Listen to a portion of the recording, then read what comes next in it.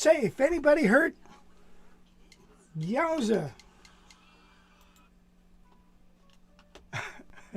How you doing out there, you guys? Hey, welcome to another live stream. And thank you for joining us. Really appreciate you coming out of the bathroom and coming into your living room to join with us. Grab your guitar. We'll have some fun.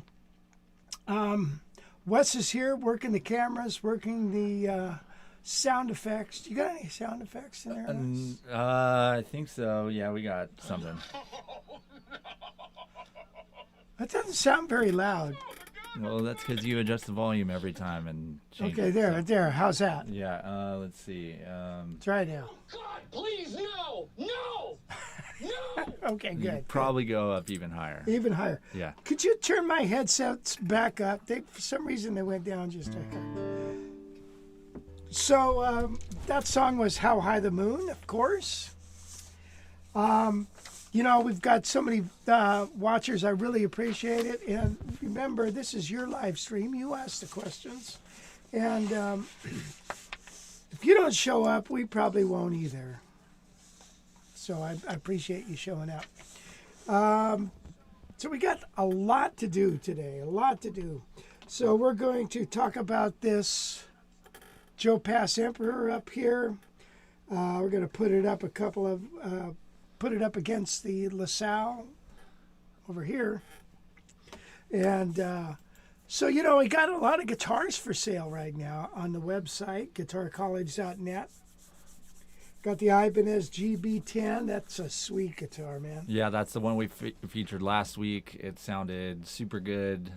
So that's up there, along with that brand new Heritage 575 that you brought out last week. Right on, right on. The Style B. The Style B. You're looking for a Style B D'Angelico. I mean, get your hands on that for sure. That's a great guitar for sure. Everyone, that was a fan favorite for sure. It was definitely a fan favorite. A couple vintage guitars, few vintage guitars. Yeah, I got that 51 350. Yeah,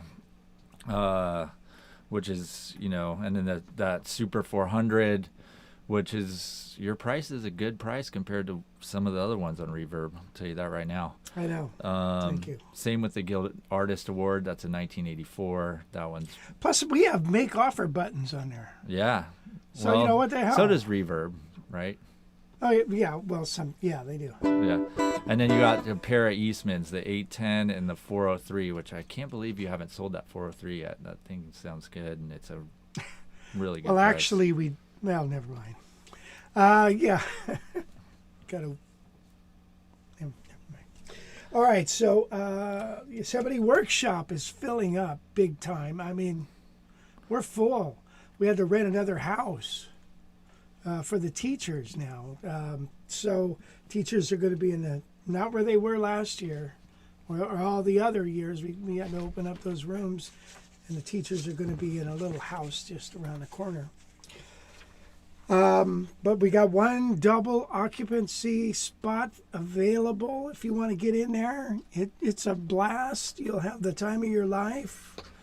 You'll learn a lot. It's just a great hang, and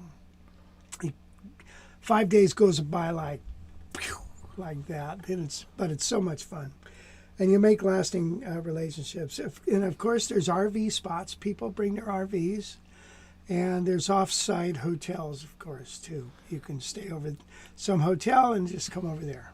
Yeah, the dates for that Sunday, June 9th through June 14th, Sunday through Friday. So if you got that time free and you want to come out to the Sierra Nevada mountains right by Yosemite, then get on out here for sure. Yeah, thank you, yeah. Central Coast Jazz Fest, that's all set for February 28th. San Ynez Valley Marriott, which is in Buellton, right off the freeway, 101. You're not far from El Capitan Beach. Is that the first one or Refugio? Yeah, probably Refugio. There's three of them, three Yeah. beautiful beaches. Just over the mountain there. Yeah, about 25 minutes away, if that. If that, yeah. It's about 35 minutes from Santa Barbara Airport. So pretty easy to get in. Santa Barbara Airport's got some flights, and there's even a shuttle that'll take you right next door to the hotel from the airport, so you wouldn't even have to rent a car if you're thinking about coming.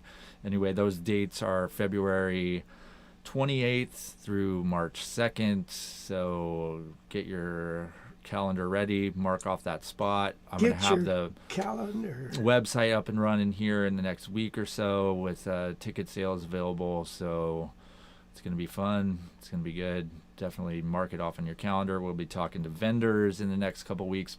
This place is big. It's way bigger than the last one, so we're hoping to get double the people, double the vendors. So it's just going to be a really cool way to exhibit all the gear and stuff like that. So the rooms are cheaper. Yeah, and the rooms are much cheaper, under $200 a night, and it's a great, nice hotel. So mark that off. I think, doesn't that include breakfast too? Yep.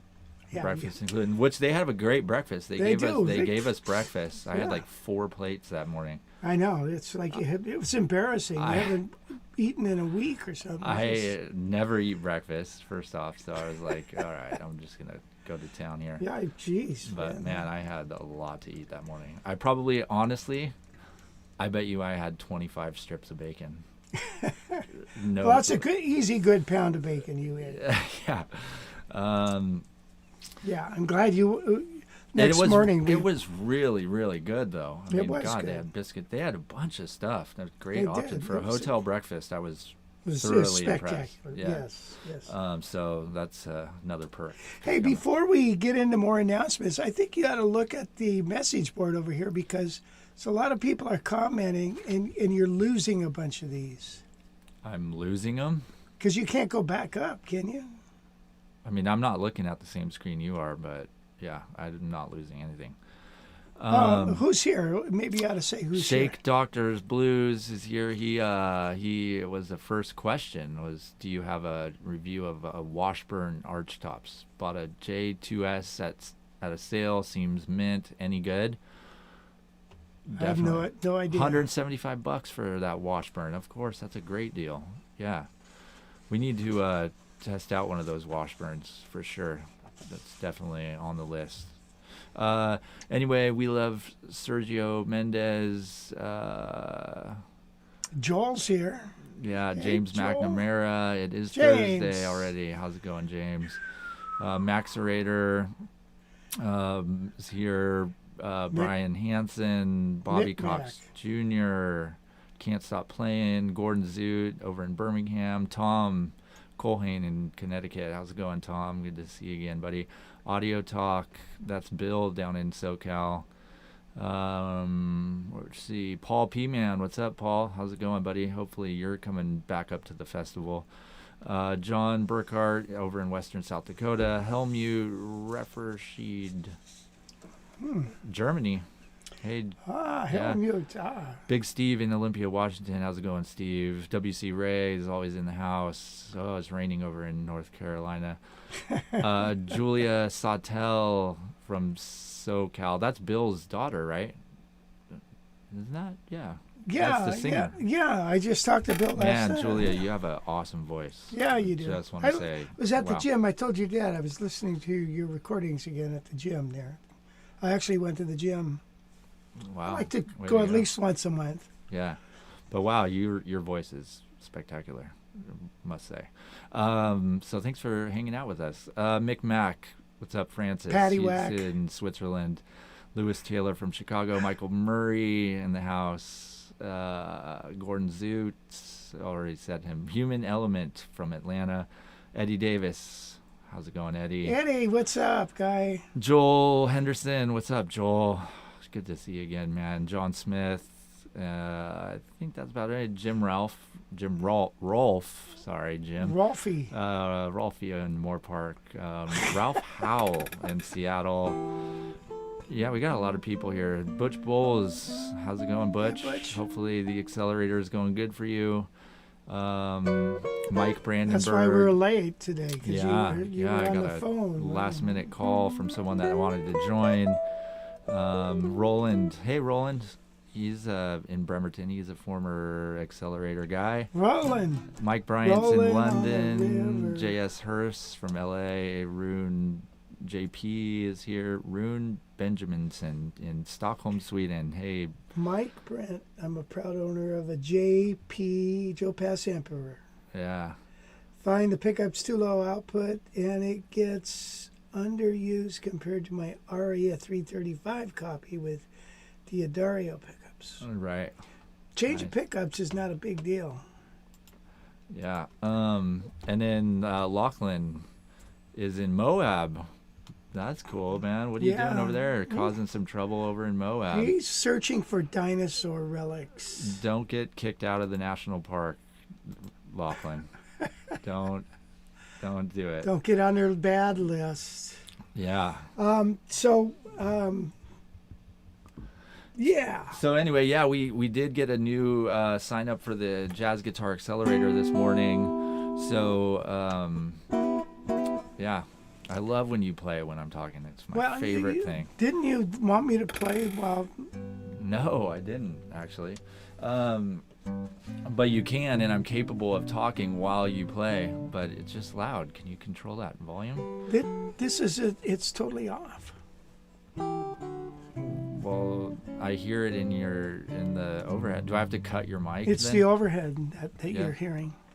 Yeah, which that thing has a good acoustic tone to it. Wow. Yeah.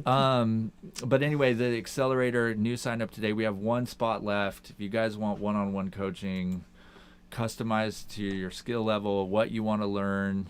The guy this morning is a keyboard player who wants to start playing guitar in his band instead of keyboard, which is awesome. So I thought he already played. No? Huh? He plays guitar already. Yeah, he plays guitar, but he doesn't play guitar in his band. Oh. And Okay. that's one of his goals. He wants to learn some chord melody stuff as well, to do some solo stuff. So, Okay. so yeah. If you guys looking to meet some jazz guitar goals, this is the place to do it. Just go to jazzguitaraccelerator.com and book a call with us, and we'll talk about whether you're a good fit for the program. It's not for everybody. You need some time to practice, and but it's definitely the fastest way to get better. Yeah. Thank you, Wes. Yeah, so it's been a bad week for people passing away. John Pisano passed away. Bummer. Duane Eddy. We're going to do a little tune of his. And then I've got a little thing on a trick on playing around a turnaround that I think is very helpful. So that's what we got in store coming up. And of course, we're going to look at these guitars here. So this guitar, can I talk about this? Yeah. Since I'm holding it. This is, I bought this guitar without any parts on it.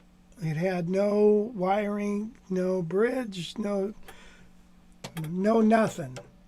And so these are Dragonfire pickups. They're single pull. They're like a P90, fit in a humbucker hole. And then I had to buy this. This is a reissue of the tailpiece. I already had a bridge. I had these knobs. Tell me, do you think these knobs are a little too gaudy looking with the rest of the guitar? I like them. I think they look cool. Yeah. I mean, they fit. They match the pickups. Yeah. And then, we got a switch here. I had to buy the little knob right there. And then I had to get tuners. Look at the pretty tuners on it. It's got pretty tuners. Check that tuner. Isn't that pretty? What's nice about these reissue tuners, man, the gear ratio is so nice. They're so smooth. Much nicer.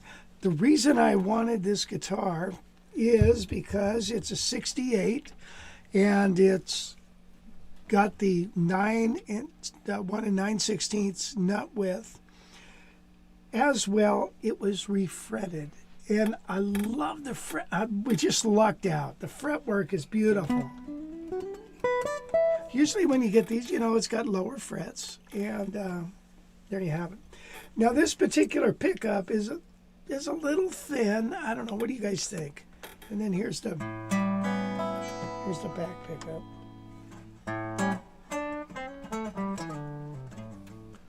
Here's the.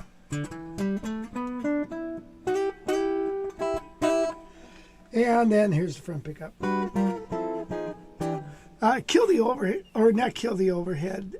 Yeah, kill the overhead. Here's what it says.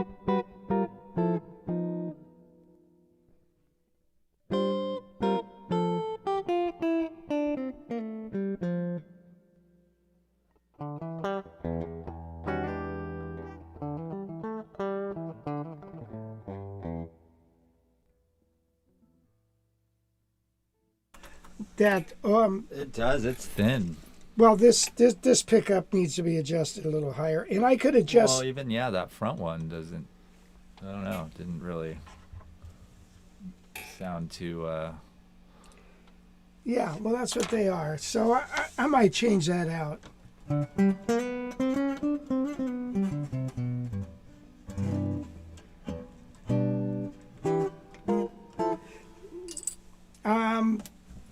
So yeah, there it is. It's a 68, 175. There's a guy named Rod. He wants to buy the 66 that we have. That's got, he calls it a pencil neck. You know, it's a little thin. It's a thin neck. It's nice. Okay, so did you like this this train thing?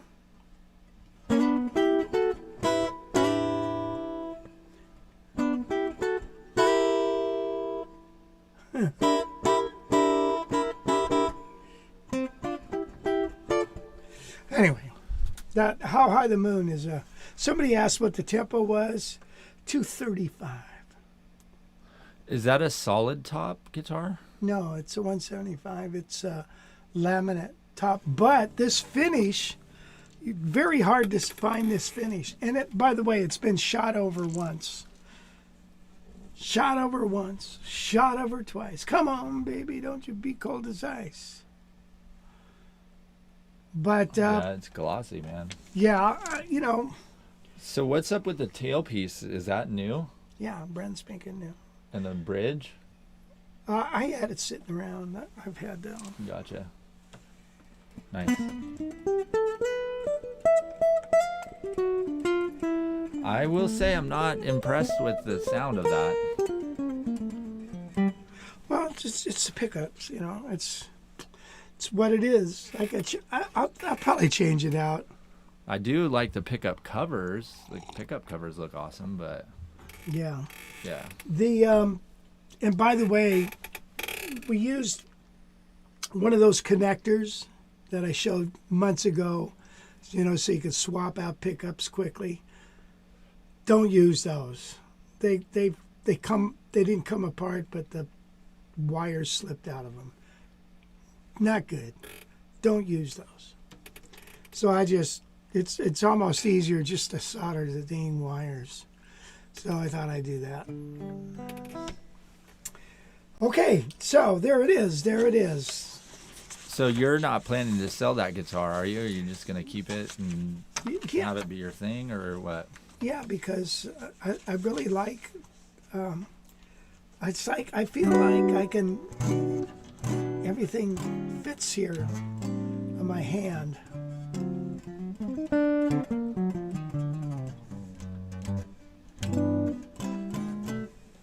So yeah.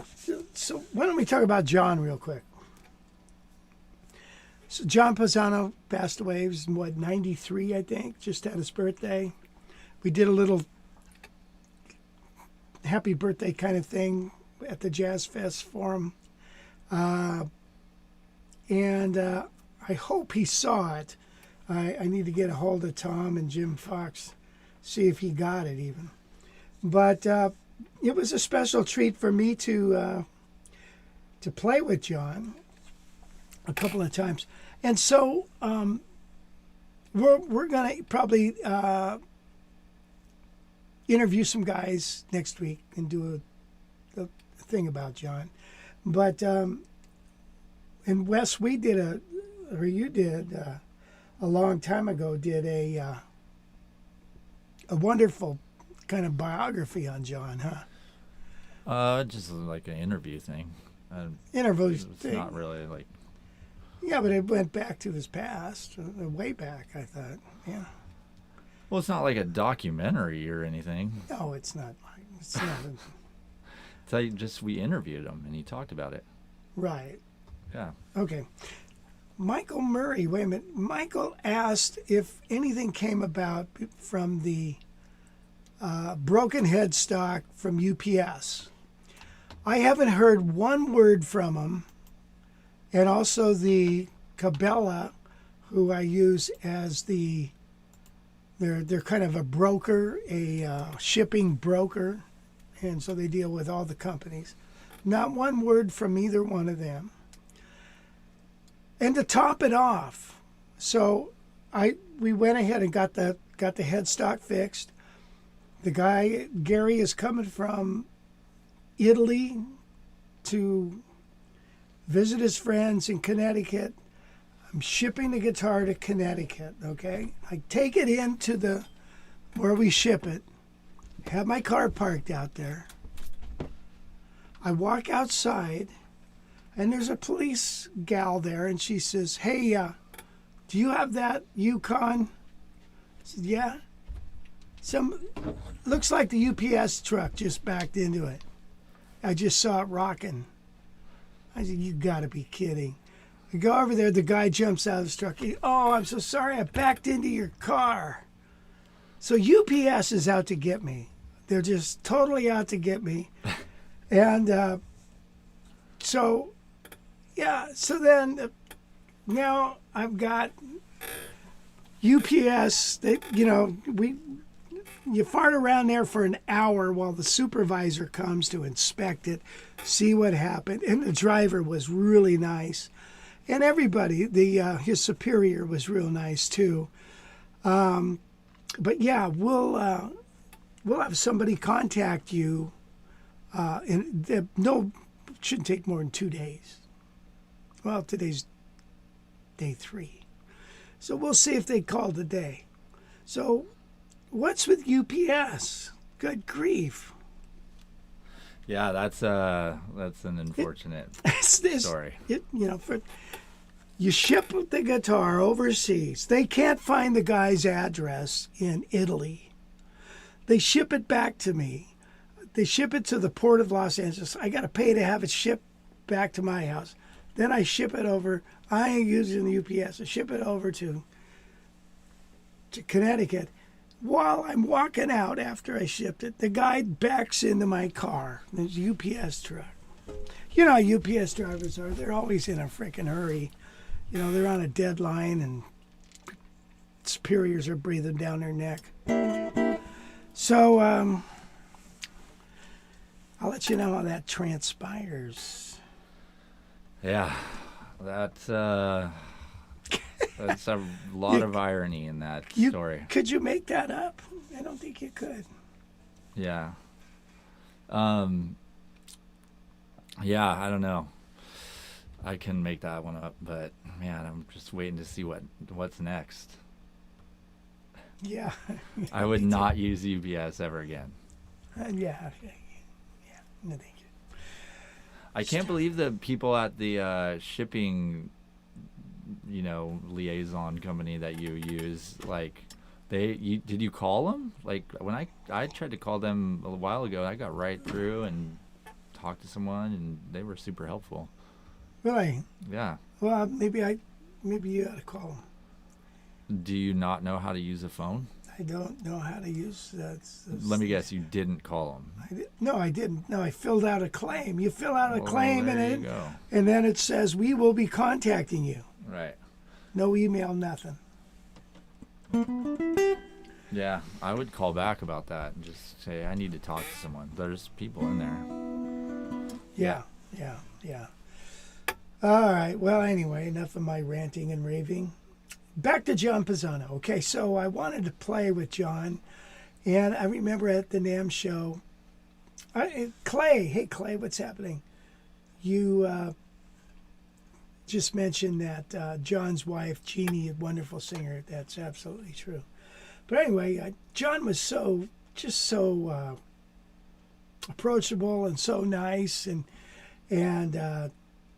so I wanted to. I think it was at Ted Green's memorial that we got a hold of John. Is that right? And then we interviewed him. Yeah, I don't know exactly when it was, but we Somewhere went to his house and went to did his an interview. house. Yeah. And I thought, I'd heard John play "Have You Met Miss Jones?" So I thought I'd better learn that song so we can play it together. And we did. And John was all excited because he said, I can't believe how many hits that YouTube video has gotten. And so he was impressed with that. Even though I got lost a lot on that song, but let's play that song. Every time I play that song, I think of John, so I'm going to play it now. Awesome. But you know what? You're going to have to turn this track up all the way. This is really a low track. So Okay. You're going to have to do some balancing act. Okay.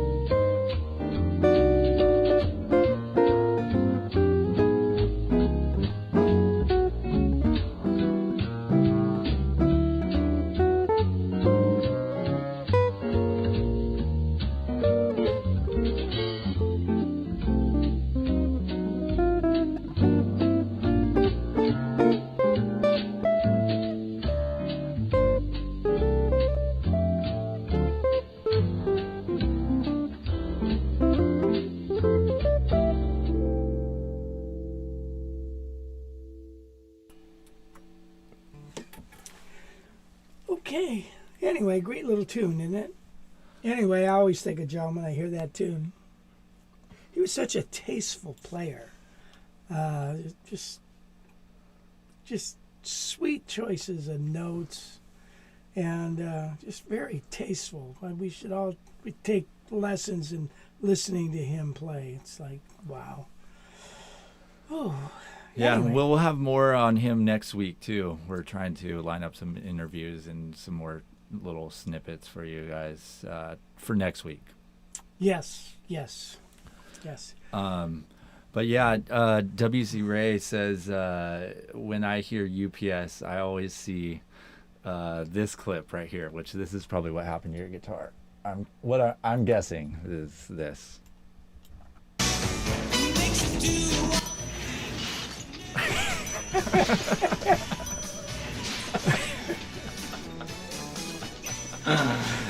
Oh man.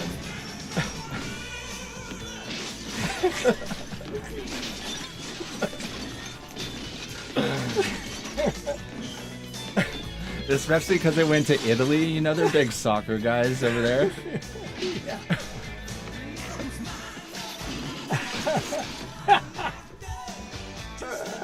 We're going down tonight. I'm guessing that's part of the equation there. Oh man, that's a great movie. Thanks for bringing that up, WC Ray. I really needed that right now. That's so funny. That was like my favorite movie of all time. Oh, that was a great movie. I've watched that movie at least 200 times. Not in a few years though. I need to get that back out. But anyway, let's get out that Epiphone and start looking at that. Okay, Wes. Let me hit that right there. Yeah. So the Epiphone is that's coming up. We're gonna put it up against the Samic. They're two of the most low-priced guitars that are out there, hollow body guitars that you can get.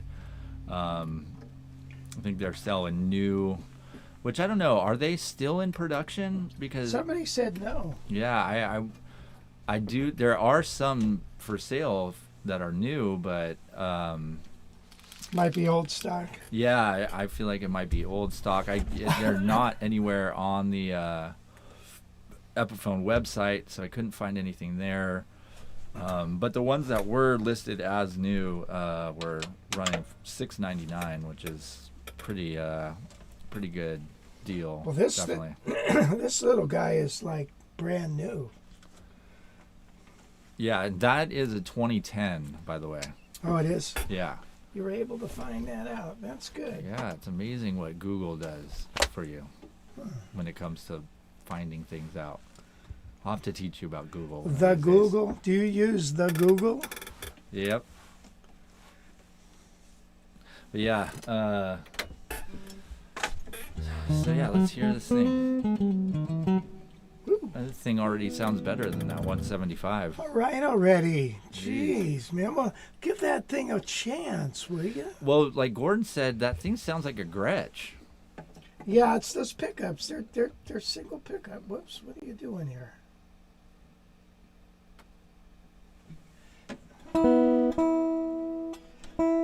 I just put what I did with this guitar is I put new strings on it, adjusted the neck, raised the pickup rings off the top, and I had to grind down room for the thumb wheels in the bridge.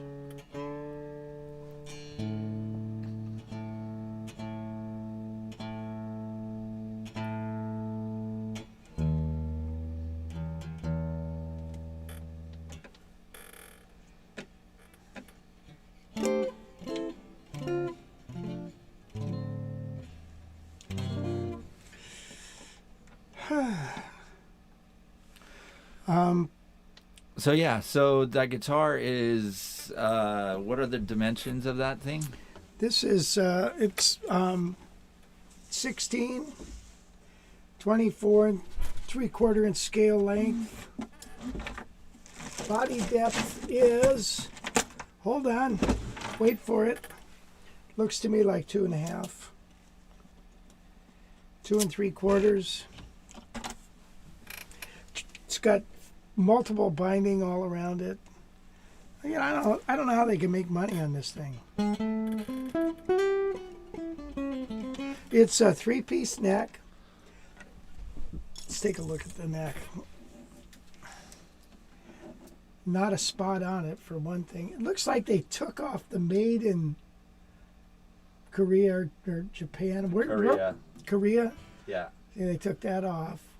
But, and then you have this luthier joint right here. But you don't have one up here. So you have this 3-piece maple neck. It's pretty nice guitar, really. For the money. Absolutely. And guys, you know, they use a lot of guys. If you're traveling, they take these around because you can always. It's not an expensive guitar. So let's hear it. Here it is without the pickups.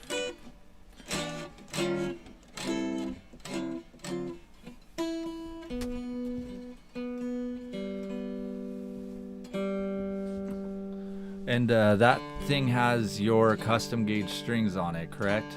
Yeah. So those are Diodario, flat wound, ultra bright, flat wound, Ultra bright, ultra light. light. At what, 48, 38, 28, 20 wound, 15, 13. So there's a link for the strings in the description of this video if you want to get some. It has a real nice acoustic sound to it. Real full. Yeah. It's all right. What don't you like about it? I mean, it just.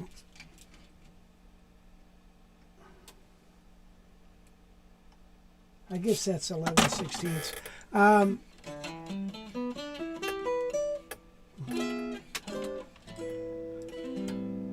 mean, it's okay.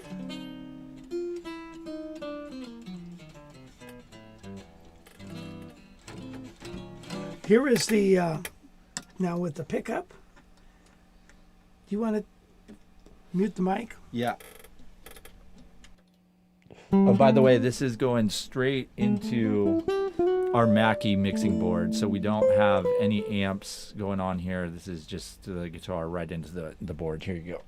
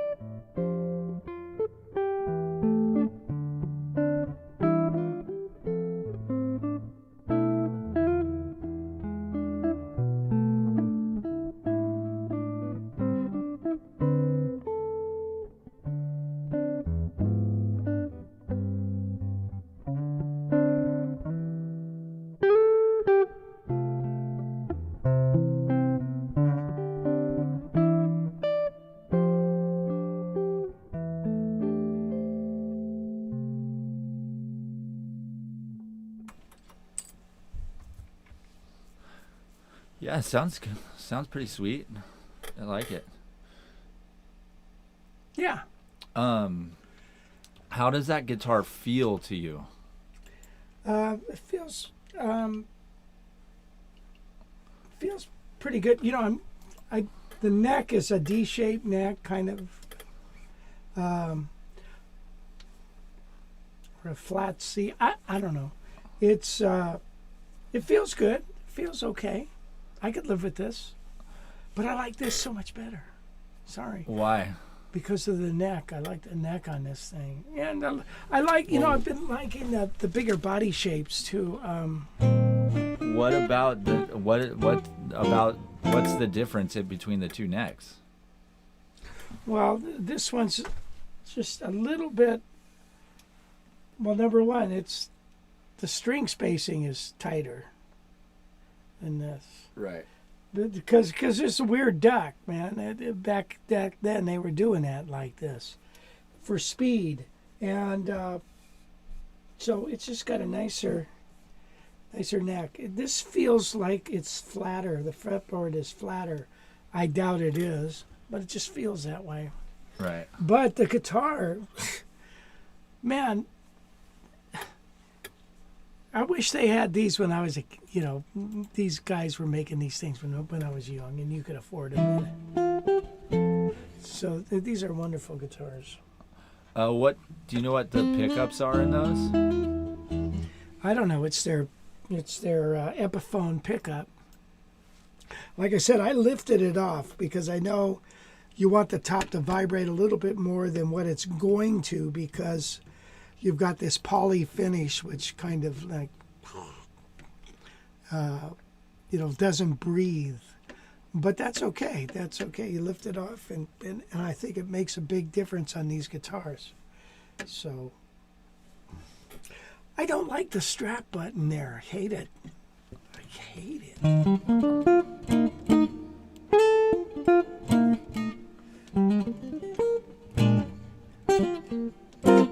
Yeah, I should have brought out my micrometer, because it does feel a little bit bigger than 11/16. I don't know why. Can you play like a little bit of rhythm kind of stuff on it?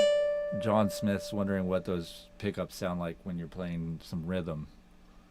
Okay.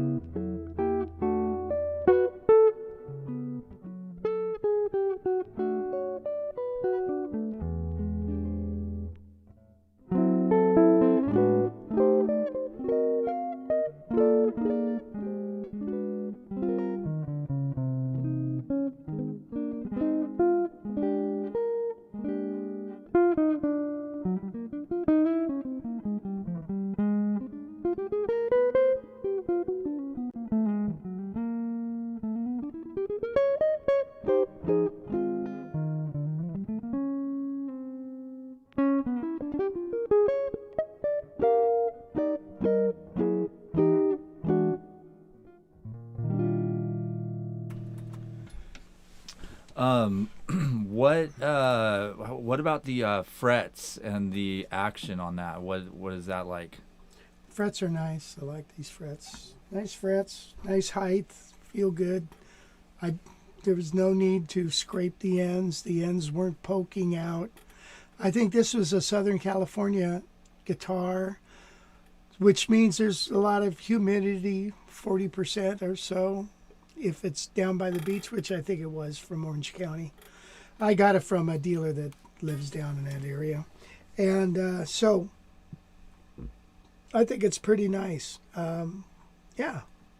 It's got the little ducktail at the end there. Yeah, and I definitely like the headstock there. That pretty headstock design.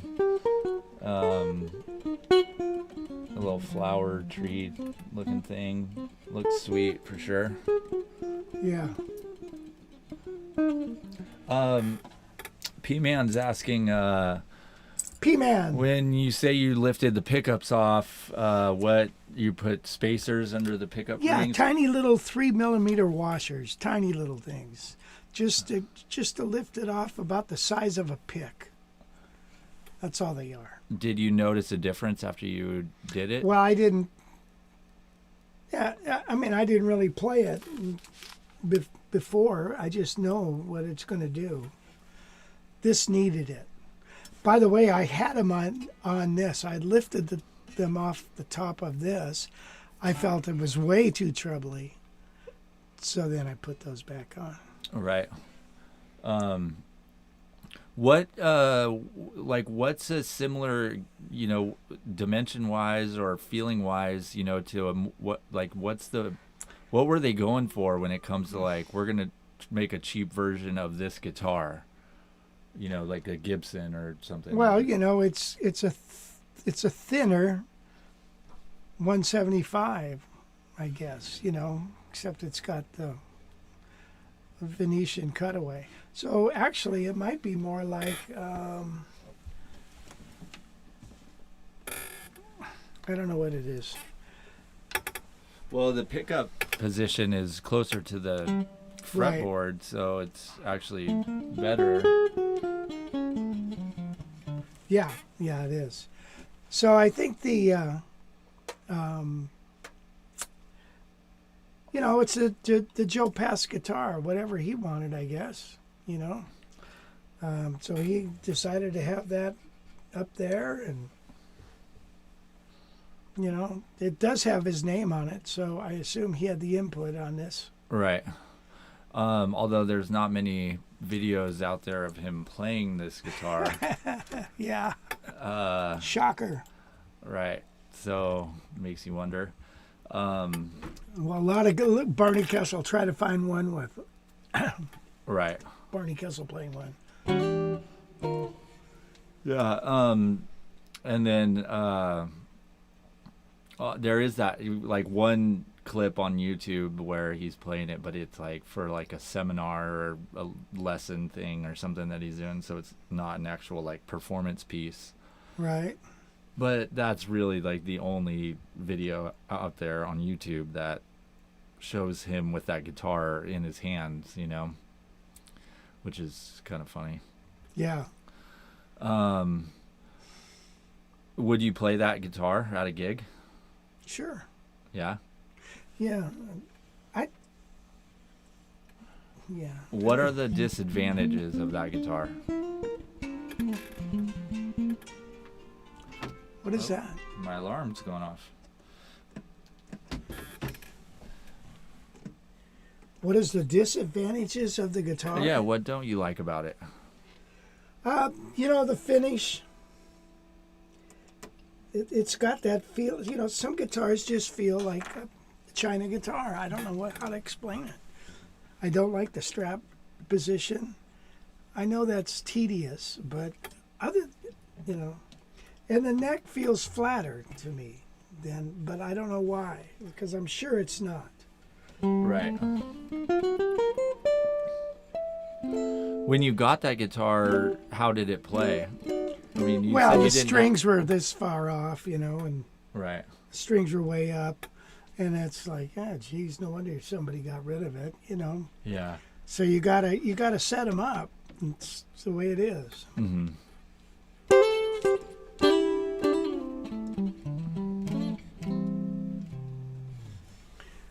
P-Man said regarding the pickups, Z-Sounds, that store, says Epiphone Pro Bucker pickups based on Gibson Burst Buckers and vintage PAF pickups.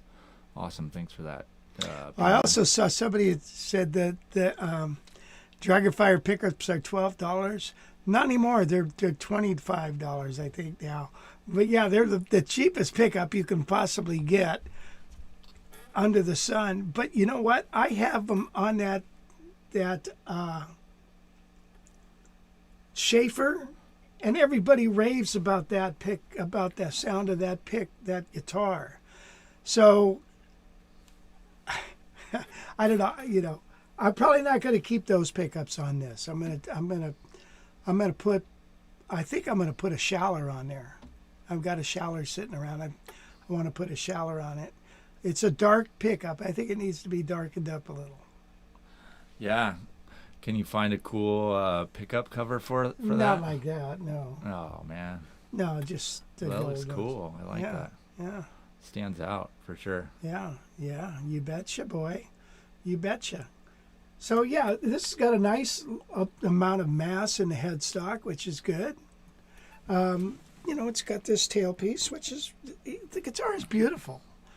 You know, you take it for granted that because it's so cheap that it's not beautiful, but it is beautiful guitar. And I don't know how they can make it so cheap. I just don't get it. Those poor China kids, you know, working for, what, a nickel an hour? Well, this is Korea, but Okay, 15 cents. yeah. Can you tap on that tailpiece and see what happens?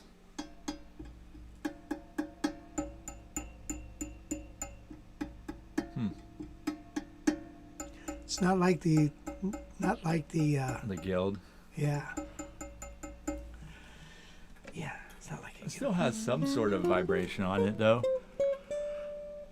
yeah. Boydo says, I have early 2000s Emperor Regent. How does it compare? I think I like the Regent better, a little bit better, because it's bigger. It's 17-inch, right? So Yeah, isn't the Regent's a bit more expensive, too, I Yeah. believe. It's more in the, you know, this one's 6 to 8. I've been getting in, even though this guitar is 16-inch. I like, you know, I like the 17 inches. Just that extra inch can make a big difference.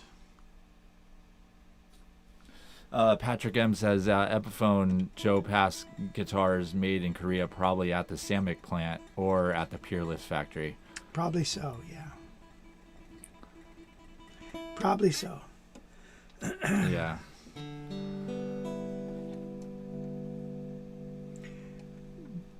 Yeah, this guitar, we have it on the website. What are you asking for it? I don't know. You put it up there. I think it's $6.99, which is in the ballpark. I mean, you can find them really cheaper, but I did spend a couple hours on this thing. Oh yeah, easy. So Plus, it's got your strings on it. It comes ready to play. ready to rock. It's got a nice case. I would probably, yeah, like you said, it probably just would be a really tough guitar to play right out of the box. Out of the box. Yeah, I mean that. I would imagine it's probably not set up well. So you get it, you know, all set up, low action, new strings, raised pickup, straightened neck, you know, all the things to make it playable with that price. So I mean, look at the action on this. So check this out. Do you see? Can you see that? Do you see the distance between? Now I'm not pressing on that 6th string. All right, go to the nut. You see the distance on the nut? I mean, if you've got great frets and a straight neck, the action should be about the same, just a hair higher when you get up to the 12th fret. But do you see how that works? For me, anyways. So no matter where I play, it's going to be easy to play. Now, sometimes if it starts buzzing, you gotta put a little hump in the neck. or excuse me, a slump or relief, if you will, whatever. And then when the strings lose tension, the neck will start, the slump will go away, and then it'll start buzzing, and you got to do it again. So there you have it. Joe Pass, let's see. Gordon said the 1980s 80s Epiphone Emperor was their version of the L5. Very high quality finish. I think these came into production in 1994. And then Foxtrot says that Joe Pass actually does play one of these on a Hot Licks DVD, Blue Side of Jazz. That's interesting. I'd like to see that. How did the guitar sound there, Foxtrot?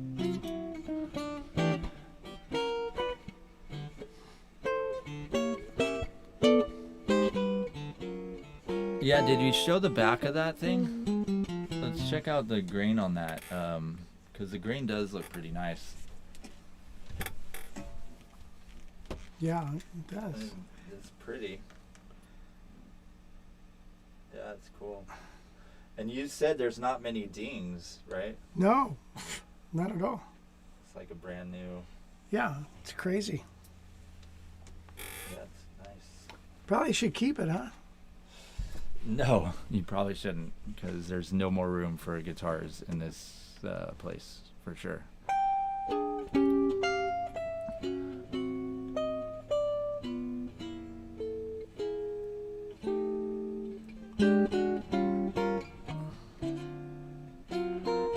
Hey, let's move on. Carmine Campo asked Rich, I see the comment, yeah, you state you aren't using an amp, you're plugged straight into a Mackie ProFX mixer, not familiar with mixers. The mixer, is the mixer connected to a speaker? No, so the mixer has a USB output, and you plug your mixer directly into your computer. So there's no speakers involved. In our case, it's just taking the signal straight from the mixer digitally and going right into the computer. And then the source of our audio for this live stream is the Mackie. So it pops up as like a option for our source and our player. Read Pat Evans.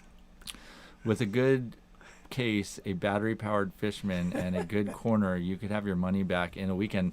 Pismo Beach Pier, man, I'm telling you, you can go down there, probably make a few $100 playing. Yeah, I thought maybe I ought to do that. Get outside, get some vitamin D. Yeah, it'd be cool. That'd be fun, wouldn't it? Yeah. Do you have to get a permit from the city? You might. I feel like they've been cracking down. A buddy of mine, who I see down there every now and again, was saying that they like rushed him out of there because he didn't have a permit. But I don't know. You, I guess, have to do it and see if they kick you out. Mm-hmm. Got to have a permit. Yeah. We gotta have a permit. So I'm gonna play at a winery that's opening up tomorrow night. And wait, before you don't put that thing away yet. Okay. Go ahead, tell your story. They said the ABC said, okay, now you don't have a license you can only have ambient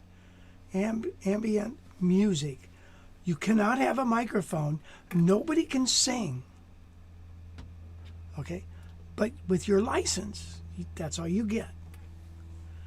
So I guess you could upgrade your license and then somebody could come in with a microphone and sing. So they got this owner all paranoid. Do you play just ambient music? Yeah. And that's how it is. That's how it is when the BMI and ASCAP show up too. Granted, they need their money, collect the money for the writers. But I tell you what, they'll shut down a club like that. They don't give a shit. They'll just shut them down. No, sorry. No music for you. So, anyway. Yeah. Pat said when you go down to Pismo, just tell the cops that you're homeless. Well, that's a good idea. Yeah, just wear your get on your clothes that you work on the car with, and then, I mean, half your shirts have holes in them anyway, so Well, you don't want to throw out a good shirt. Foxtrot said Joe Pass sounded great. He played a chorus of the blues on the Emperor. Guitar was barely amped. Well, yeah, no, so I wanted to, we want to compare this to the Samic because those are the two cheap options under $1,000 that are, very prevalent and actually do sound really good for the money. So why don't we play the same song on both of these guitars and see which one kind of sounds better? Which song? I don't know, something with a track. Oh. Oh. Not another track. Oh. Yeah, something that's not, easy, recognizable, something that... What? Not recognizable? A song, you mean? I said easy and recognizable. Oh.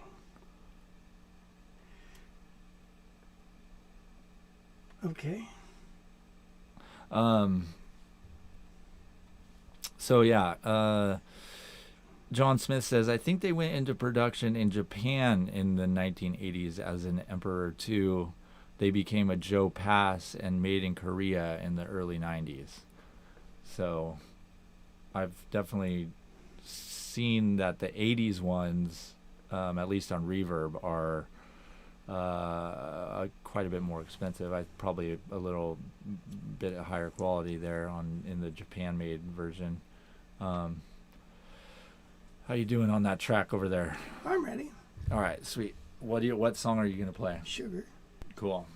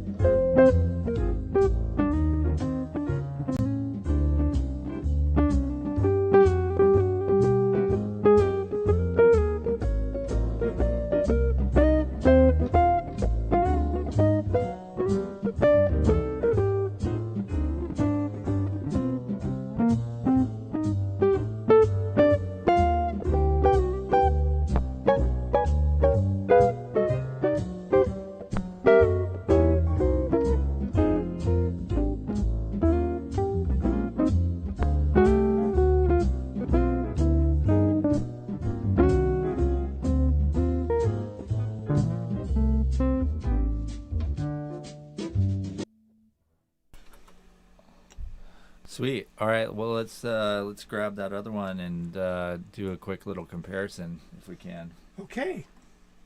By the way, I forgot to tell everybody that Wes has news. Yeah. News you can't use. Right.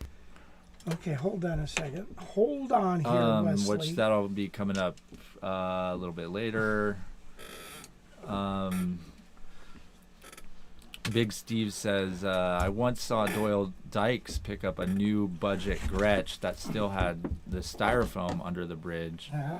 He tuned it up, and when he played it, it was like an angel from heaven was playing. Well, that's not too far from the truth. Yeah, and WC Ray says, Doyle Dykes may be the best guitarist in the world. Which, yeah. Ah, crap. Oh. Yikes. Jeez. Sale tag. What's going on over there?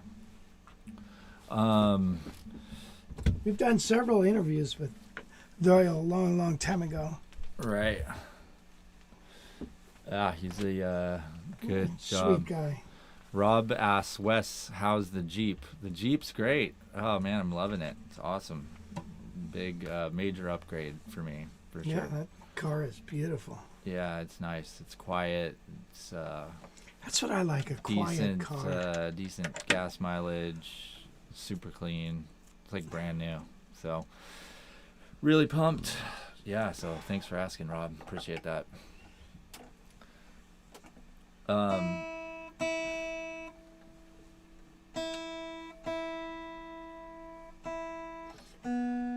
This is the tuning portion of the show, brought to you by Sam Ash Music. That was a little tease, by the way, with the news coming up. Some sad news for Sam Ash. If you had one in your local community, it's probably not there anymore. And one of the reasons why is like the Amazon of music instrument sales. Yeah. Amazon's taken over the world. Well, it's not for instrument sales. Someone else is. Okay, you want to turn this on? Yeah. All right, so we featured this a couple weeks ago, Yeah, and then you did some work to it. yeah, because we were saying the other one sounded so much better, and I got to looking at it a little more. The pickup was way down. It wasn't adjusted in the right height. I think that this is a little better now. However,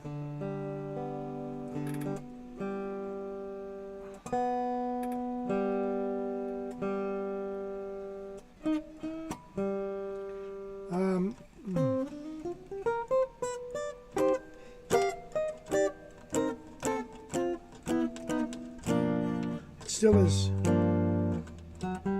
you know, it puts out a lot more sound acoustically. Hear it?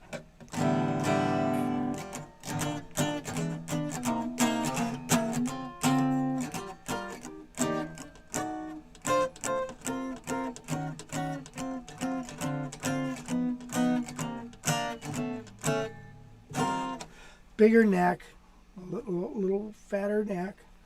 A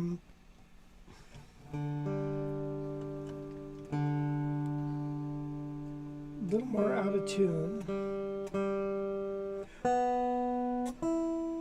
Okay, Wes, let's play this track. Okay. You there? Yeah. Testing, Wes. We'll play it. Okay, shut the overhead off.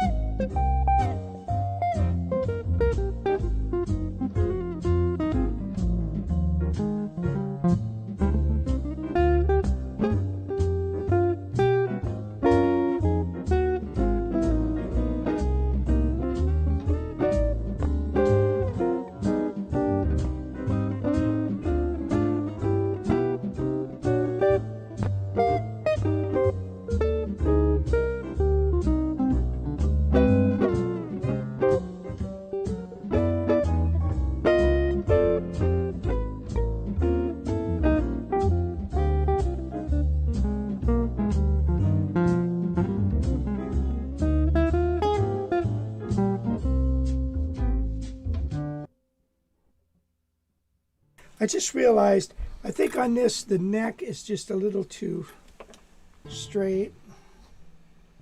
I mean, these strings have been on for a little while here.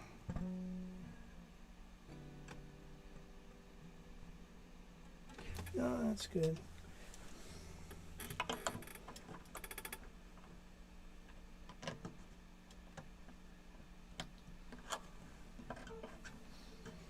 Just raise it up a tad.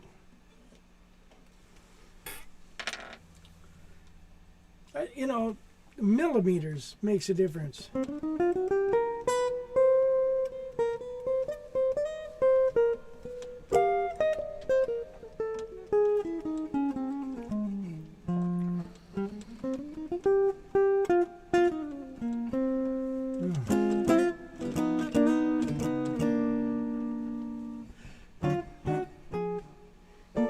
Anyway, there it is. Yeah, why don't you do a little bit of the rhythm kind of thing that you were doing before with this mic off? Okay.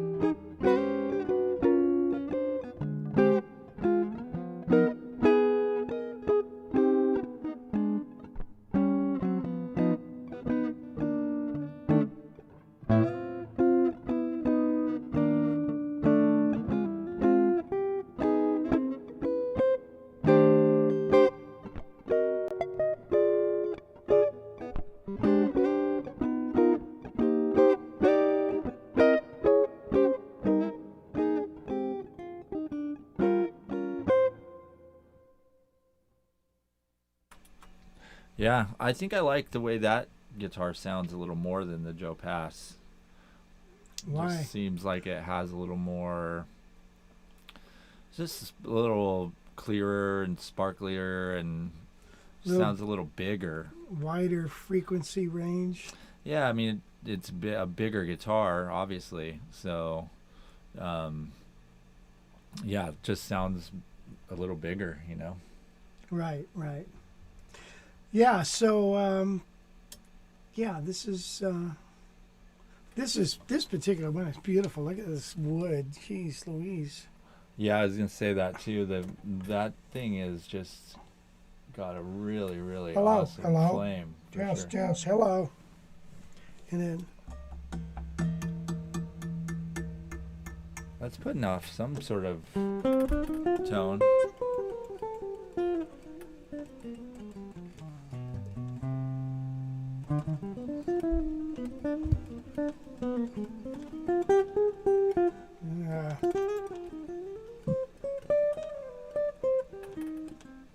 yeah. So anyway, it's a nice guitar without a doubt. Yeah. So both of these guitars are for sale on the website. The link is in the chat, also in the description. So if you're interested in one of these lower priced guitars, you can head to the website. There's a bunch of pics. I took all the photos, so they're actually good photos. Yeah, there's about 20 pics that you can look through. Pictures, not guitar picks. Both the guitars are in really, really nice shape. Yeah. Pretty much brand new. I think the guy we got this Samic from said he got this straight from a factory way back in the day. Has been Never played it. Yeah. Has been holding on to them. They've been hanging out. So yeah, and these Greg Bennett designed LaSalle's are not made anymore, so they're pretty hard to find. So if you're looking for one, this is the place to get one. Plus, like we were saying, they're all set up and ready to rock and roll, and yeah, so Do a some good news. deal. How about some news, good Wes? deal. Okay. Do some news. All right, you're so annoying sometimes. So a long lost Beatles guitar is going up for auction in about a couple weeks here. John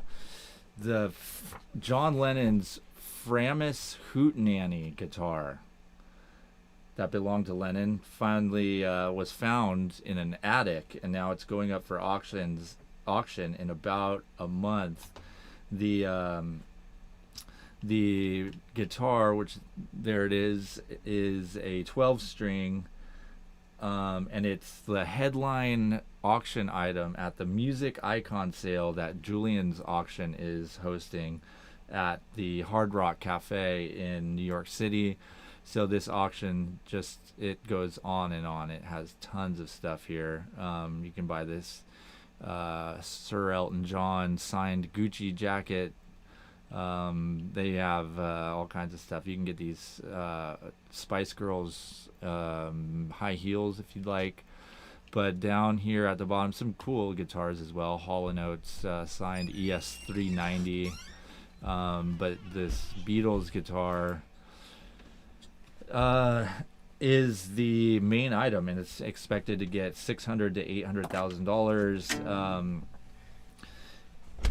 It could, though, fly past that. So they're thinking that this guitar might go beyond that price, and which could make it the most expensive Beatles guitar ever sold. That current record is Lennon's Gibson J160E. That Gibson acoustic. That one was auctioned off for $2.4 million in 2015.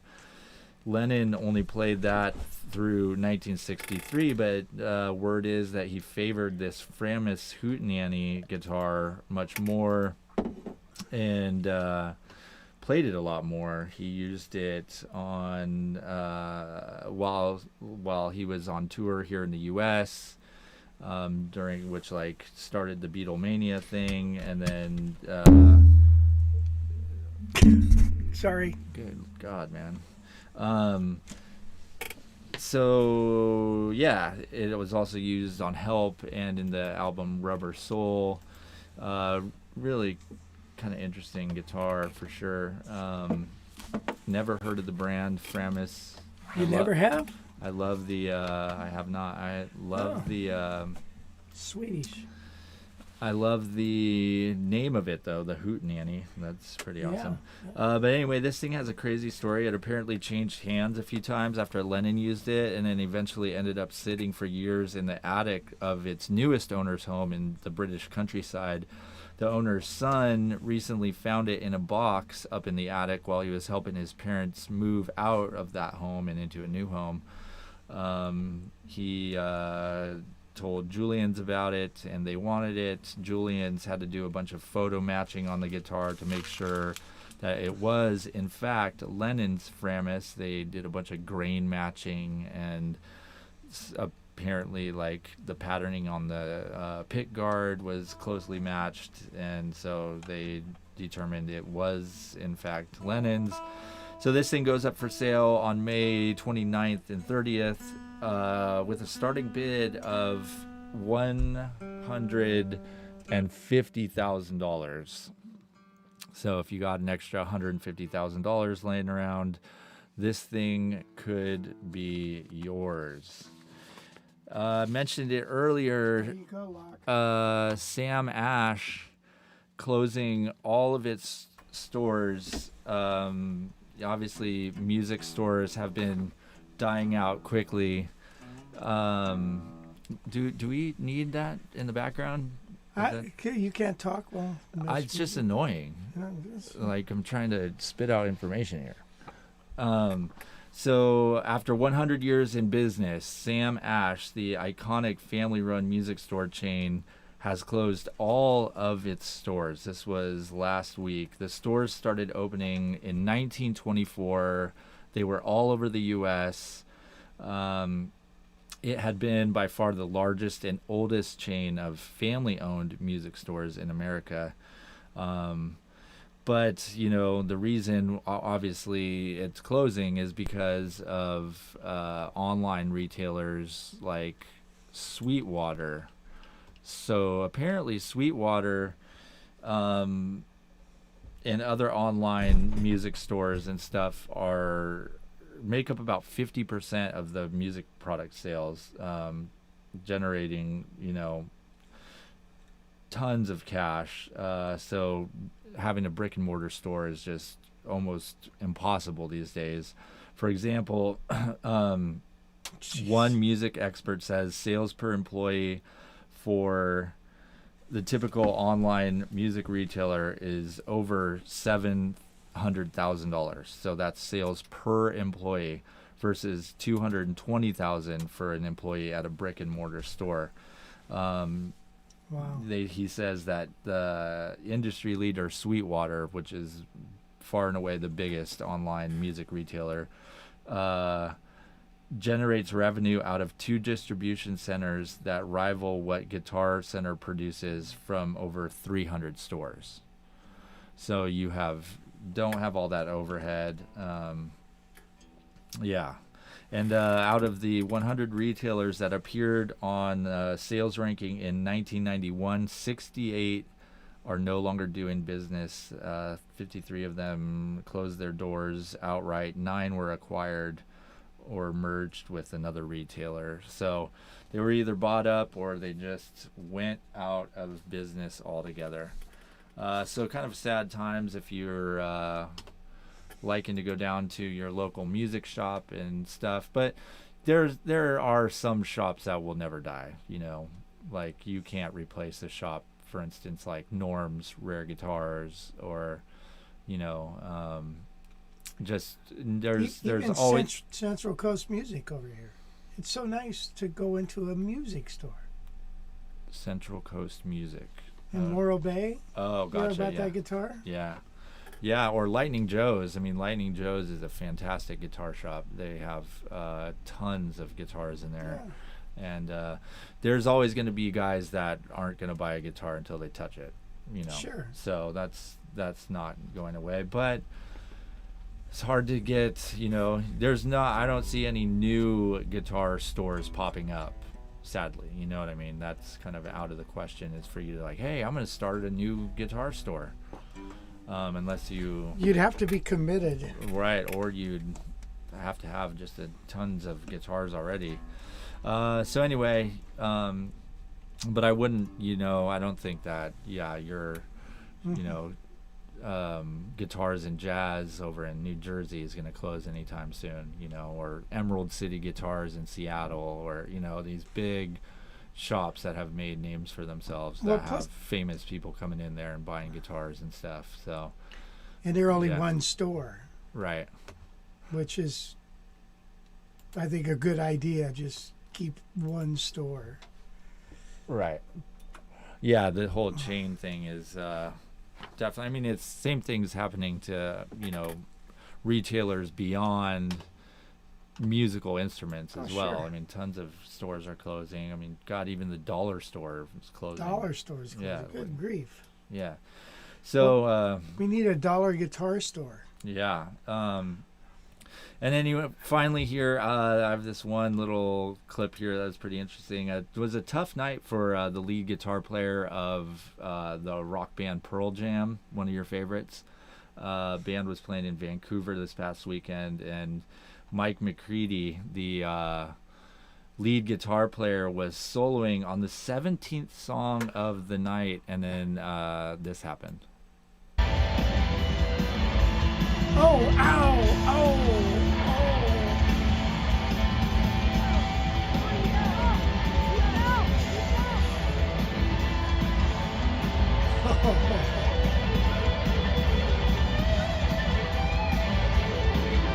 Yeah, so kind of a crazy thing. You can see it again here, but this is a really long solo, and he just kind of takes a step right off the stage there, but he does a pretty good job of still kind of playing. Yeah. The stagehand there lifts him back up, and then he kind of, you know, shakes his head a little bit like, what the hell just happened? But then just continues to wail, finish Yeah. out his solo. But he's lucky he wasn't hurt. I mean, those stages are about 5 feet tall. Oh, yeah. So yeah, he got pretty lucky there. And great tone on that Les Paul, by the way. Yeah. Hey, Yeah. so I have a friend who fell off a stage and screwed himself up pretty good. Yeah. Yeah. And it's same ordeal, doing a rock solo and being all cool and everything. Right. Fall off the stage. Gary Meinhold, Jimmy Rolfe. And then I have another friend who is big in the corporate world doing band, parties, and so they get the audience going and blah, blah, blah. And he jumps off the stage and he goes running around and singing and stuff. And he comes back and runs to jump on the stage and just misses it and breaks his leg. And they got to take him out in a stretcher. It's funny now. It wasn't funny then, but hey, so you know what? Duane Eddy, buddy. Hey, Duane, we got to do Duane Eddy song. Yeah. Look at this. Foxtrot said Sweetwater is an excellent operation, but I would have to admit they do have their crap together. Sweetwater they do a really good job. They do. They are so attentive to their customers. They're always checking on you and making sure everything's okay, helping you use your gear, ask any questions, call me. You have your own rep assigned to you. It's just and the prices are the same as everywhere else, and they have tons of sales. I mean, I will have to say Sweetwater is a good operation. So it really is about customer service. yeah, It really is. and I mean that's kind of how they got their start. Was they used to not be as cheap as other places. Right. They right. used to be more expensive than going to Guitar Center, but after it got so big that they were able to kind of lower their prices, but they always had that customer service. They Right. definitely always had that. So props to them. I don't see them going out of business anytime soon. I believe they're over in Indiana. Yeah, Indiana. Well, okay. What are you muting? My YouTube channel. Oh, I see. So yeah, anyway, Duane Eddy died, and for those of you who don't know who Duane Eddy is, let's just show you real quick. It's just a very recognizable song. I recognize that song from the movie Forrest Gump. It's Oh, a really? Classic Oh, scene where he's interesting. running away from the guys that were trying to beat him up, bullies Oh, that were okay, trying yeah. to beat him up, and he's running away and they couldn't catch him, and yeah. Duane Eddy was a little before my time. He was he had those hits in '59, and so I was just maybe one? No, I was 8. So for me, it was the Ventures and the stuff. But then I had Gail's uncle loved Duane Eddy. Ted Green said the Duane Eddy 500. This is a 400. 500 is the best guitar ever made. That's not me. That's Ted. So let's play this. Well, here, hold on real quick. So Eddy was a Grammy-winning guitarist. He was 86 years old, passed away 9 days ago after losing his battle with cancer. 86, yeah. One of Eddy's reps said in a statement that he was the first rock and roll guitar god. Truly humble and incredible human being. But he was one of the most successful instrumentalists in rock history. He had 27 hits on Billboard 100, such as Rebel Rouser, 40 Miles of Bad Road in Right. 59, Because They're Young, which peaked at number 4 in 1960. He also had 10 albums chart on Billboard. Yeah. One of his friends, record producer Steve Dawson, said this about Duane Eddy. He said, he was the undisputed king of twang guitar and invented a style of playing that is influential to this day. I can't believe that someone could release instrumental songs in the 50s and sell over 10 million records. Yeah. But he did that. Rebel Rouser, I think, sold 4.5 million. So yeah, what a crazy, I mean, especially for back then, just you know, no singing, especially when you have bands and stuff like the Beach Boys and everyone's singing, you know. And then this guy comes in just playing guitar, still, you know, hitting the top spots on the chart. That's definitely, you know, something very noteworthy about this guy. So, which is very, very cool. Doyle knew him pretty well, I believe. Doyle Dykes, he said he was a great guy. Yeah, and you got that, so that's the Duane Eddy Guild that you got. That's correct. It's the DE 400. Right. And that looks like what he was playing in the clip. I mean, maybe... Well, it's a little different. The pickups are different. He's got a newer version of it. Right. He's got a newer... His is, I think, from the 90s or so. Right. But I got my Standell amp. You got the mic on? Yep. Okay, here we go. Ready? Yeah. You're going to have to adjust this volume because it's going to be loud, I'm sure.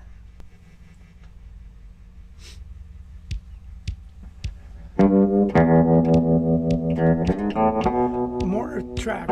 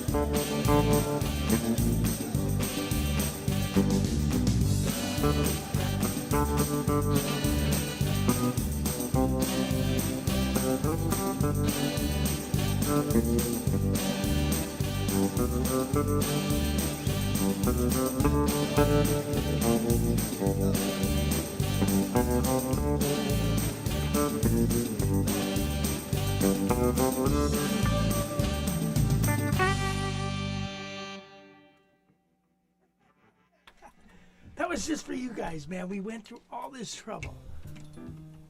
Whoops. What do they got going on there? Anyway, so, you know, there's your career wrapped up in those 8 notes or whatever. But, so Duane not only could play that kind of stuff, I'm sure he, you know, those are his hits. Right. Those are his hits. And so that's what you play. I'm sure when he's alone, and I think he was a big Chet fan, and he could play his ass off if he wanted to. So, but those are your hits. You play your hits. It's a double-edged sword when you got a hit, right? You got to go out and play them if you want to have some money. But on the other hand, you just love guitar.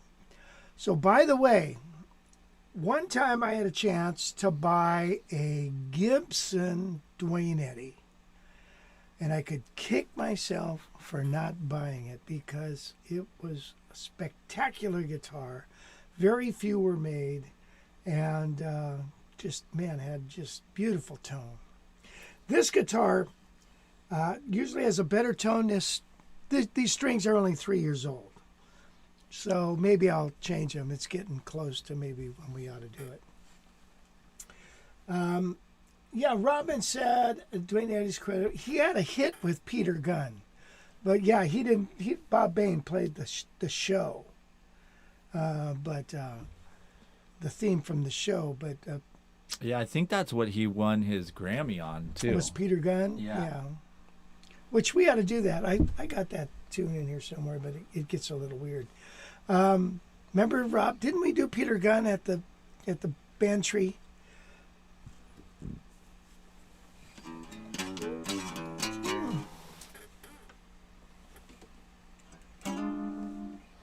Yeah, Pat Evans said, at a wedding, very few up dancing. Start a Duane Eddy number, Creedence or the Hollies, Long Cool Woman, and the floor is packed. And Totally Tuberous said, yeah, many of his tunes were designed to be dance tunes. Yeah. Which is pretty sweet. And, like Tommy Tedesco did the tune, not Twilight Zone, it's called, it's not Outer Limits, Out of Limits. This one. Yeah.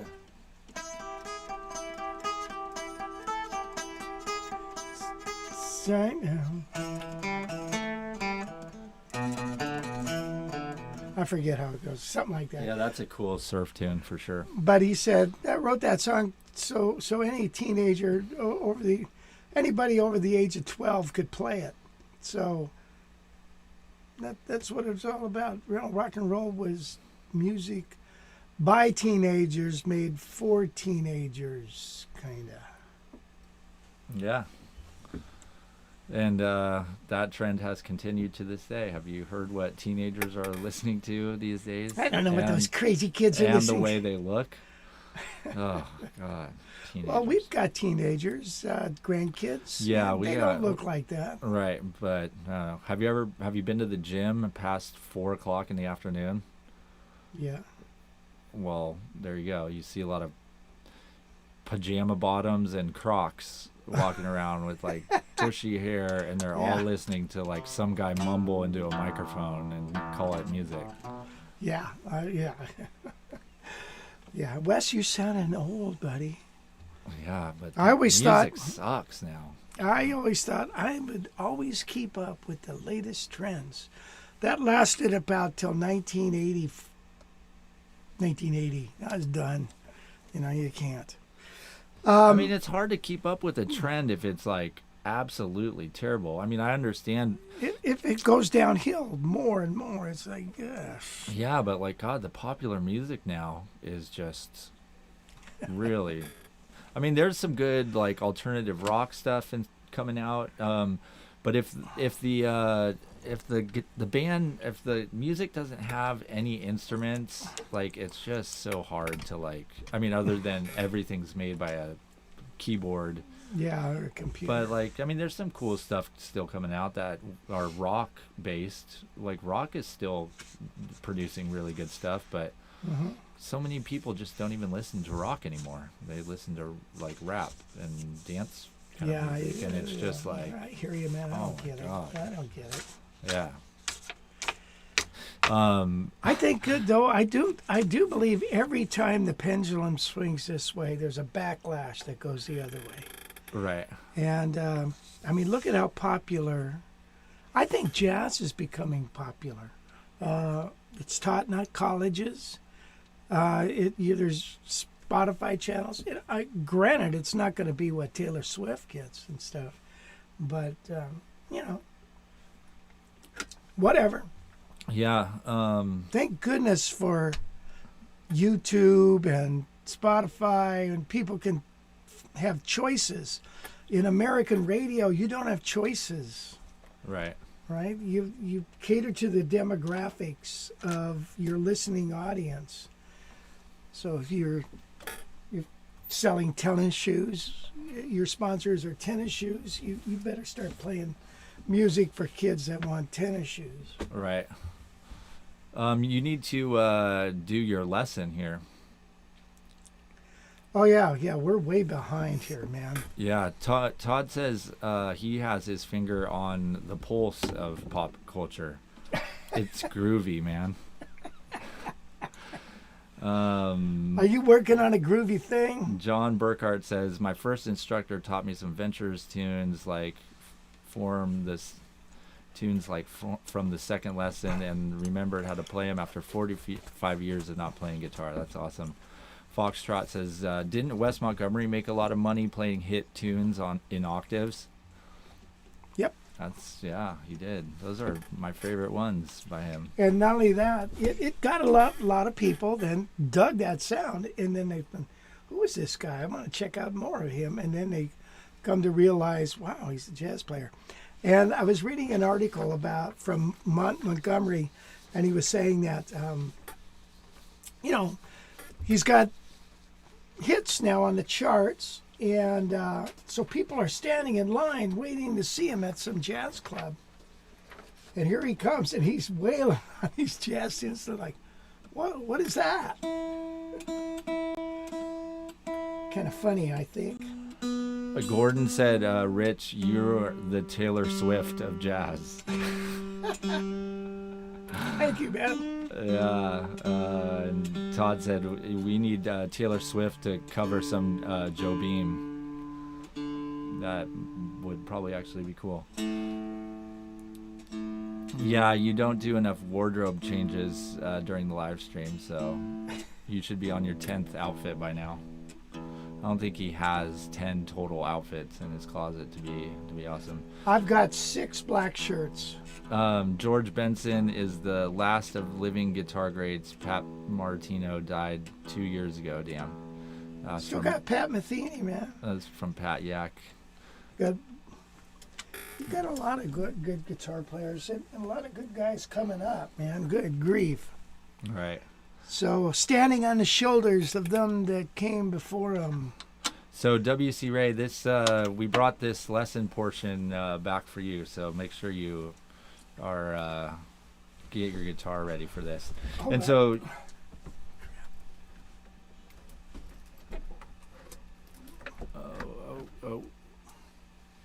Out of curiosity, John Smith is asking, have you ever played a Gibson Citation? Yes, I have. Citation is a Johnny Smith. When Johnny Smith left Gibson, they made Citations. Got it. So it's like a floater. That It's got a floater, man. Yeah. That same. Yeah. Rodney Jones still alive and kicking as well. Rodney. Yeah, Daryl Queen said. Hey, is this guitar on? No. So you're gonna do a lesson for us right now, and this is the must-know trick to make your turnarounds cool and easy. Right on. You ready? Yeah, do it. Okay, this is the ticket. So, I like the key of B flat. B flat is a wonderful key. All the horn players like it because it puts them in C. Right. All right, so we're in B flat. So the turnaround's 1-6-2-5, and the 6 is dominant. So in other words, it's 5 of 2, and the 2 might be dominant as well. So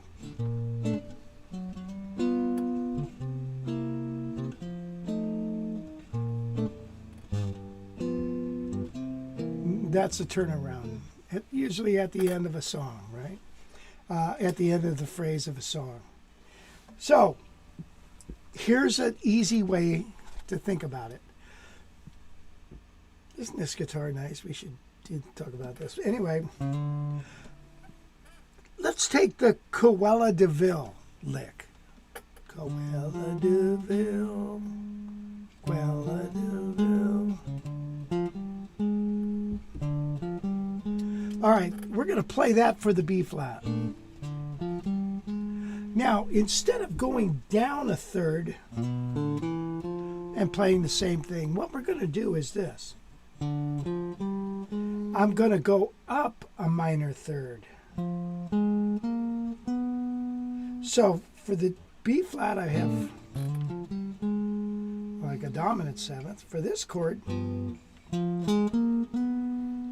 okay, I'm playing F, E flat, A flat, B. So that's like a flat 9 chord or diminished. And now, a C chord is a fourth above a G, right? Okay, so why don't I just move this up a fourth? So, in which case I started on F. So now I'm going to start on B flat. And now it's going to be for my C chord. Now, a C chord is up a fifth. Excuse me. The F chord is up a fifth above the C. So let's go up a fourth again. So now, instead of playing, I'm going to start on E flat and go. And it'll resolve to the 1 chord. So I have.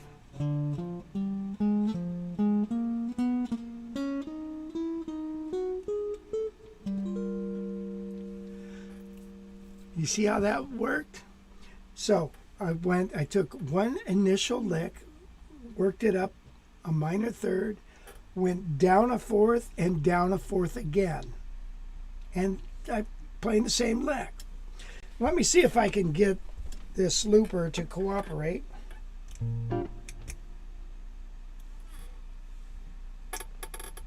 Let's see.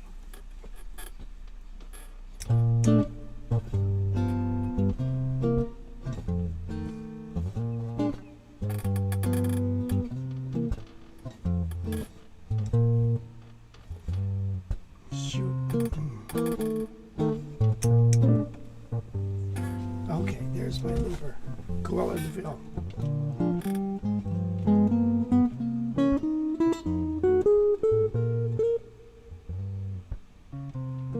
All right, once more.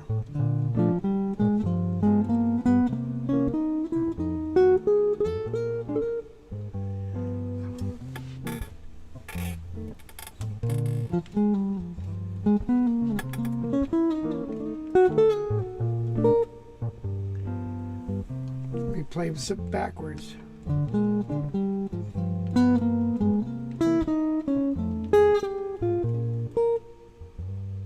That's all from this Cruella de Vil lick.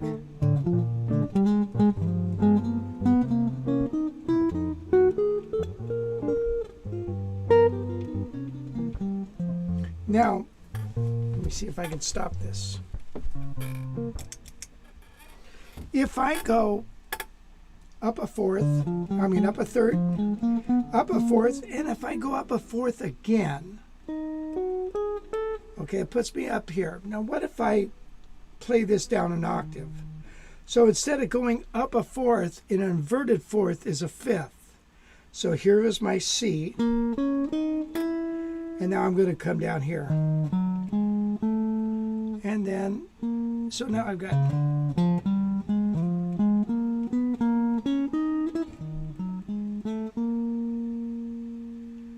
You see what I'm saying? Let's hear that.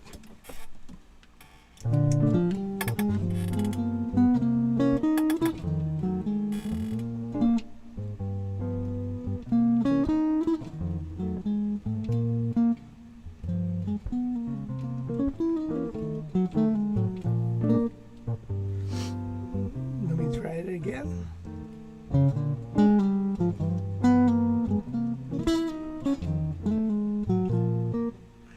there's my little turnaround.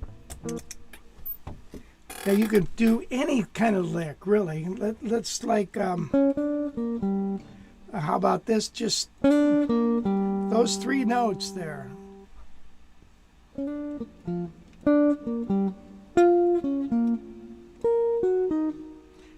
And then and then that would put me there.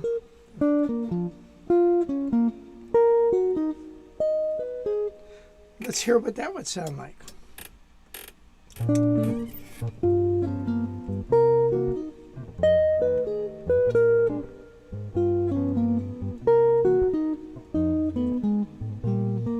So instead of going up to this A flat up here, I went down on this one.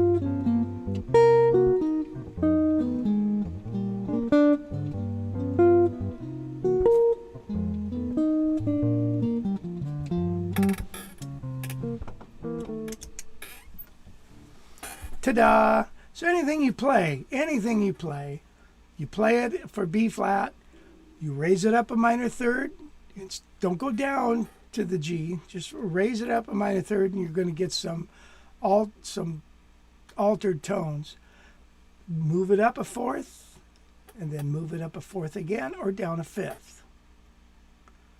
Okay? There you go. Thank you very much. Let me fart around with that a minute.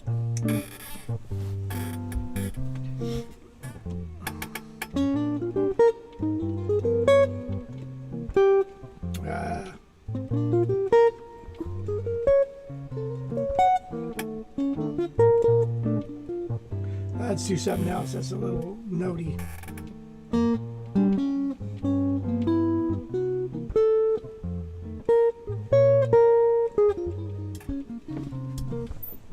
Yeah, you get the idea. All right, there's a lesson in playing, a trick for playing around turnarounds. Yeah. Thank you very much. You can really turn around your turnarounds. You can turn around using that trick. You can trick your turnarounds. Yeah. Okay. So there you go. Are we at the end of this? Yeah, I think so. You know, I was gonna play Goodbye Yellow Brick Road, and I never got around to it. Well, either play it or we save it for next week. Okay. Let's save it, I guess. Let's end with something up, shall we? Or are we done? You got to decide, man. I like this guitar. Let's play... By the way, though, if you guys are watching and you haven't yet, please hit the like button for us, and then also subscribe so you can get our videos when they come out. Make sure you hit that notification button so when we're live, you get a little pop-up on your phone, and you can just hit the thing and join us right then. So, did you find something? Yes, we'll just play some rhythm changes. Awesome.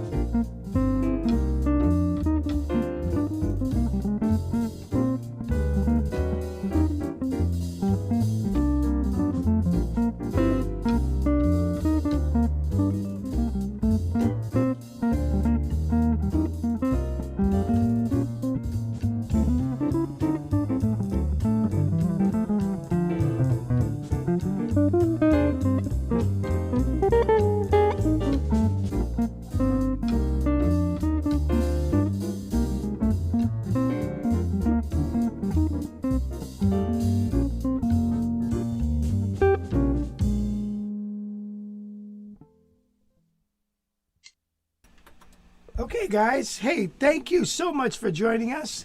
And we'll be back again next week with another show. And hopefully it'll be entertaining for you and us and everybody involved. Okay? So thanks again. And we'll see you later. Once again, Wes, make some announcements. Okay.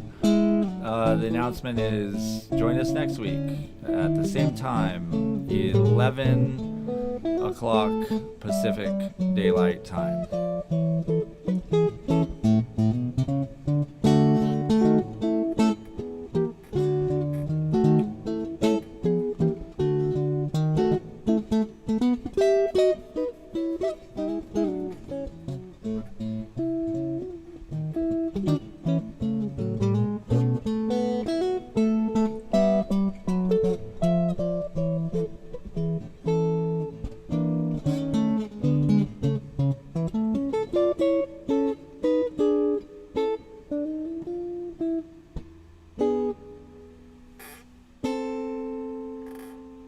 Okay, guys, thank you. We'll see you then next week.